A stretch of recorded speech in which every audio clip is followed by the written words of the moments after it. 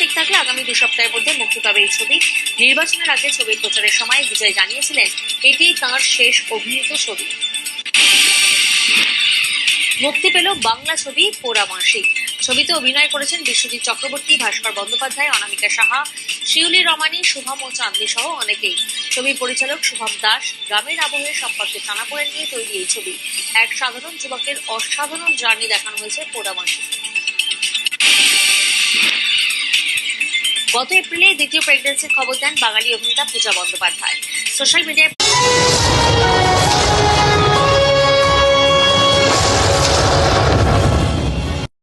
এক গ্রামের সাধারণ যুবক, তার একমাত্র সঙ্গী একটি বাঁশি, আর সেই বাঁশির সুর ঘিরেই রহস্য, আবেগ আর সমাজের গল্প।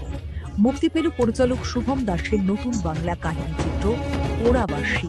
MRD প্রযোজিত এবং Tara Maa motion pictures film production house নিবেদিত এই ছবিকে ঘিরে ইতিমধ্যেই তৈরি হয়েছে কৌতূহল। পরিচালক শুভম দাস জানান, এটা মূলত গ্রামের এক সাধারণ ছেলেকে ঘিরে তৈরি গল্প, যাকে গ্রামের মানুষ খুব একটা গুরুত্ব দেয় না, কিন্তু তার জীবনের সঙ্গী হয়ে ওঠে একটি বাঁশি।